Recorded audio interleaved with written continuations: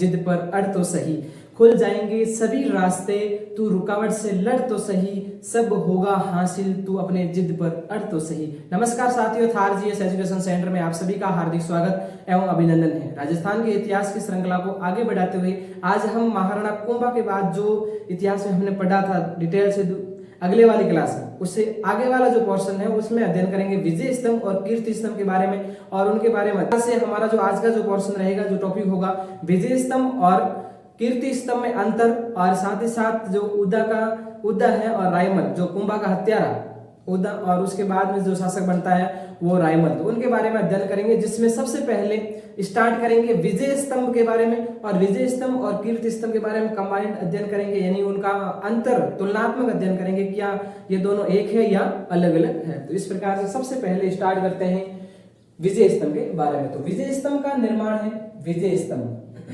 तो विजय स्तंभ है, इसका निर्माण महाराणा कुंभा के द्वारा चित्तौड़गढ़ में करवाया गया। और विजय से नाम पता चल रहा है कि किसी राज्य की या किसी दुर्ग पर विजय प्राप्त करके ही उन्होंने एक स्तंभ का निर्माण कराया, उसका विजय। तो यथा नाम तथा गुण, तो इसका नाम ही ऐसा है कि किसी राजा ने विजय प्राप्त करके, किसी राजा पर विजय प्राप्त करके ये इसी के उपलक्ष्य में निर्मित करवाया या निर्माण कराया गया था। तो विजय स्तंभ का निर्माण है वो कुंभा के द्वारा करवाया गया था। और ये 1437 में सारंगपुर का युद्ध होता है। तो सारंगपुर का युद्ध है वो 1437 में महमूद खिलजी वीएस कुंभा के साथ में होता है। और इसमें जीत होती है वो महाराणा कुंभा की होती है, और जीत के उपलक्ष्य में ही विजय स्तंभ का निर्माण करवाते हैं महाराणा कुंभा। तो इस प्रकार से विजय स्तंभ हो जाएगा अपना। तो विजय स्तंभ का निर्माण है वो महाराणा कुंभा ने करवाया था, और महाराणा कुंभा ने करवाया था 1440 से 1448 के बीच में। और महाराणा कुंभा को लगभग 8 साल लग गए, और अपन को बनाने में बस सेकंड भर लगते हैं, ज्यादा नहीं है। तो महाराणा कुंभा ने ज्यादा टाइम लगाया होगा। तो इस प्रकार से ये विजय स्तंभ है, इसकी जो मंजिल है वो है 9 मंजिल है। कितनी मंजिल है? 9 मंजिल, जिसमें 1 2 3 4 5 6 7 8 और 9। तो इस प्रकार से ये अपना विजय स्तंभ हो जाएगा। और विजय स्तंभ का निर्माता है महाराणा कुंभा, 1440 से 1448 के बीच में करवाया गया था। और इनका जो मंजिल है तो 9 मंजिल है, और साथ ही साथ 9वीं मंजिल पर एक कीर्ति स्तंभ प्रशस्ति लगी हुई है, कीर्ति स्तंभ प्रशस्ति।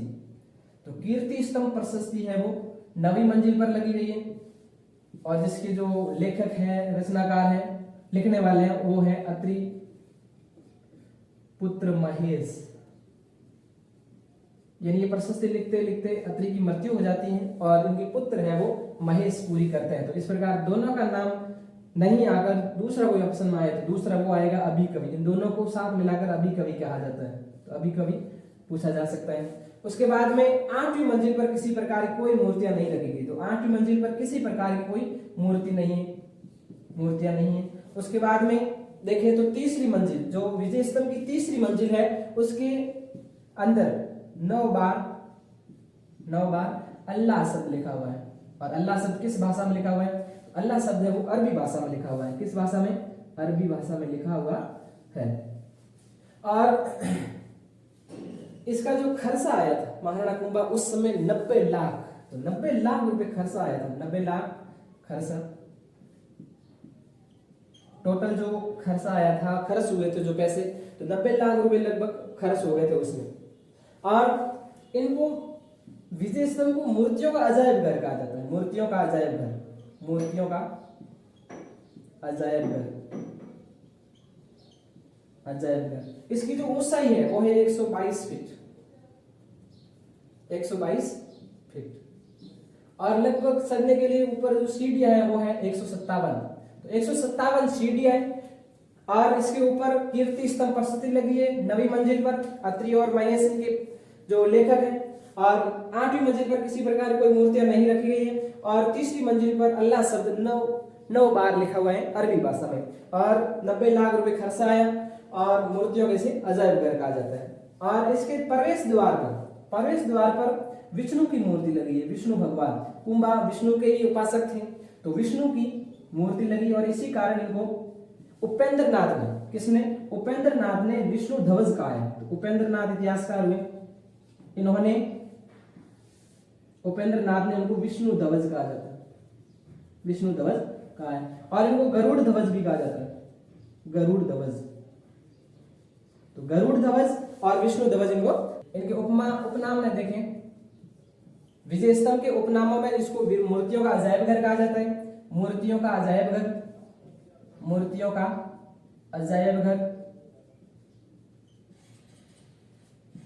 भारतीय मूर्तिकला का विश्वकोश, भारतीय मूर्तिकला का, भारतीय मूर्तिकला का विश्वकोश कहा जाता है। और इनको विष्णु ध्वज कहा जाता है, विष्णु ध्वज। और विष्णु ध्वज है वो उपेंद्र नाथ ने कहा था, उपेंद्र नाथ ने। संगीत की भव्य चित्रशाला, विजय स्तंभ को संगीत की भव्य चित्रशाला, भव्य चित्रशाला। तो संगीत की भव्य चित्रशाला है वो सीमा राठौड़ ने कहा था। तो सीमा राठौड़ ने संगीत की भव्य चित्रशाला कहा, सीमा राठौड़। उसके बाद में गौरीशंकर हीरासन ओझा, पौराणिक लोक देवताओं का,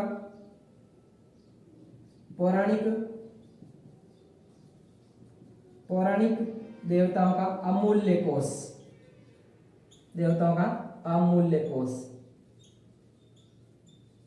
अमूल्य कोष का है। तो ये किसने कहा है? जीएस ओझा ने, यानी गौरीशंकर हीरासन ओझा ने। कर्नल जेम्स टोड है, तो उन्होंने कहा कुतुब मीनार से श्रेष्ठ।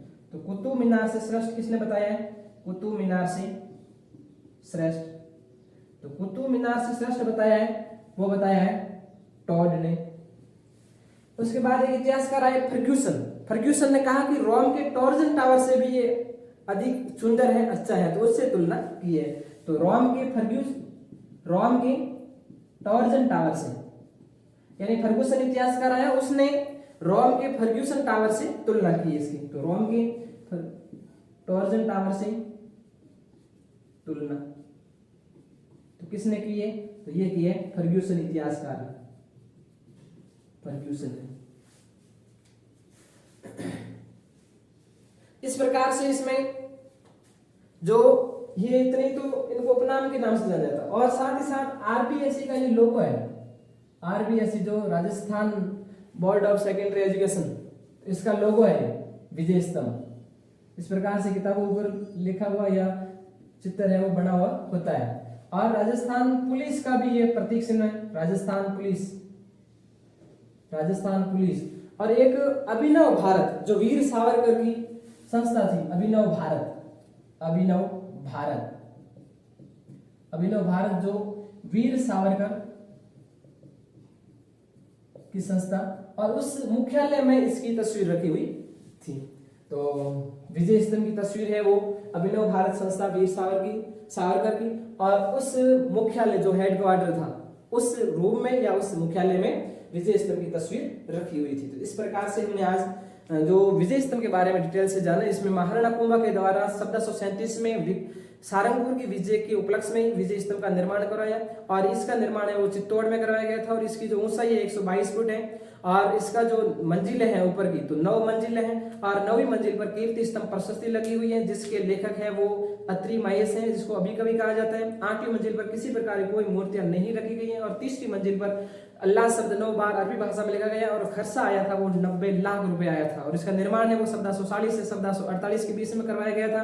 और इनको मूर्तियों का अजायब घर कहा जाता है, और भारतीय मूर्तिकला का विश्वकोश इनको कहा जाता है। कर्नल जेम्स टॉड ने इनकी तुलना कुतुब मीनार से की है, और फर्ग्यूसन इतिहासकार आए उन्होंने तुलना करी है वो रोम के टॉर्जन टावर से इसकी तुलना करी है। और संगीत की भव्य चित्रशाला सीमा राठौड़ ने कहा है। और उसके बाद में एक इतिहासकार आए जीएस ओझा, उन्होंने कहा था कि यह है वो पौराणिक लोक देवताओं का अमूल्य कोष है। तो इस प्रकार से विजय स्तंभ के बाद में हम पढ़ेंगे कीर्ति स्तंभ के बारे में। कीर्ति स्तंभ है वो 12वीं शताब्दी का है, 12वीं शताब्दी का, और ये विजय स्तंभ से भी पुराना है। और इसका निर्माण है वो जैन व्यापारी जीजा शाह बघेरवाल के द्वारा, जीजा शाह बघेरवाल के द्वारा करवाया गया है। और इसकी मंजिल है वो 7 मंजिलें हैं, और ये फुट में ऊंचा है वो 75 फुट ऊंचा है। तो कितने फुट ऊंचा है? 75 फुट ऊंचा है और 7 मंजिलें। और ये जो समर्पित है वो समर्पित किसको है? तो समर्पित है जैन तीर्थंकर, प्रथम जैन तीर्थंकर आदिनाथ को, आदिनाथ को समर्पित है। और ये स्थित कहाँ है? तो ये है चित्तौड़गढ़ में। कई बार कंफ्यूज रहता है मतलब कि कीर्ति स्तंभ और विजय स्तंभ दोनों एक ही है या अलग अलग। तो मैं कहता हूं कि ये दोनों अलग अलग है। और एक का निर्माण महाराणा कुंभा के द्वारा करवाया गया था और एक का निर्माण है वो जीजाशाह बघेरवाल के द्वारा, जो कि जैन व्यापारी था, उसने 12वीं शताब्दी में निर्माण करवाया था। और ये है वो 15वीं शताब्दी का है विजय स्तंभ। यानी जो विजय स्तंभ है वो इससे बहुत नया है। तो ये पुराना है और विजय स्तंभ है उसके बाद का है। और इनका निर्माण जीजाशाह बघेरवाल के द्वारा 12वीं शताब्दी में चित्तौड़गढ़ में ही करवाया गया था। और इसका नाम है वो कीर्ति स्तंभ है। किसका है? इसका नाम है कीर्ति स्तंभ। कीर्ति स्तंभ है इसका नाम। और तो इसके बारे में इतनी ही जानकारी। और कंबाइंड अध्ययन करें तो दोनों के बारे में हो जाएगा। जैसे एक साइड हो जाए विजय स्तंभ और दूसरी साइड है वो कीर्ति स्तंभ। तो इस प्रकार से विजय स्तंभ का निर्माण है कुंभा के द्वारा करवाया गया और इसका निर्माण है वो जीजाशाह के द्वारा करवाया गया। और ये समर्पित है वो विष्णु भगवान को समर्पित है और ये है वो आदिनाथ को समर्पित है। ये 9 मंजिला है, ये 7 मंजिला है और ये 122 फीट ऊंचा है, ये 75 फीट ऊंचा है। और इसमें 157 सीढ़ियां हैं चढ़ने के लिए। तो ये हो जाएगा 12वीं शताब्दी का निर्मित। और ये है 1460 से 1448 के बीच का निर्मित, कुंभा द्वारा निर्मित, वो जीजाशाह द्वारा। इस प्रकार से इनके दोनों में अंतर हो जाएगा और दोनों अलग अलग है। और एक पूछे कि कीर्ति स्तंभ प्रशस्ति, तो कीर्ति स्तंभ प्रशस्ति है वो विजय स्तंभ की 9वीं मंजिल पर लगी हुई है। तो पूछा जा सकता है कभी भी किसी भी पढ़ेंगे महाराणा उदा। और महाराणा उदा है वो 1468 से 1473 तक शासन करते हैं। और इन्होंने ही कुंभा की हत्या करी थी। तो कुंभा की हत्या है वो किसने करी? महाराणा उदा, या उदयकरण भी कह सकते हैं उसको, उदयकरण भी कहते हैं, उदयकरण। और महाराणा कुंभा की हत्या करने वाला उदा ही था और 1468 ईस्वी में इनकी हत्या कर दी। और इसी कारण मेवाड़ का पितृहंता शासक किसको कहा जाता है?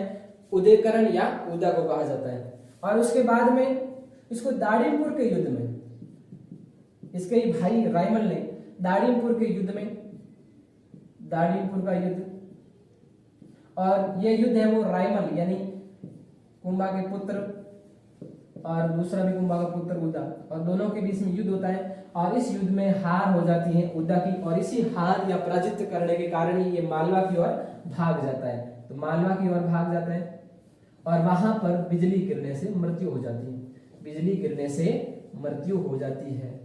तो जैसा काम करेगा वैसे ही, जैसे कर्म वैसे धर्म। तो इस प्रकार से हो जाएगा कि इसने कुंभा की हत्या करी थी और भगवान ने उनको बिजली मार के या बिजली ठोके मार दिया, बस अंत निश्चित है किसी भी बुराई का। तो रायमल और उदा के बीच में जो युद्ध होता है दाड़ीपुर का, और ये चला जाता है मालवा की, और मालवा में जाते वक्त वहां पर मृत्यु हो जाती है बिजली गिरने से। और उसके बाद में रायमल शासक बनते हैं।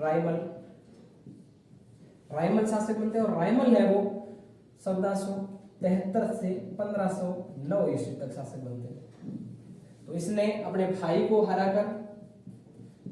हराकर शासक बना चित्तौड़गढ़ या मेवाड़ का शासक बना। और शुरुआत में उन्होंने अद्भुत जी का मंदिर बनवाया, अद्भुत जी का मंदिर चित्तौड़ में, अद्भुत मंदिर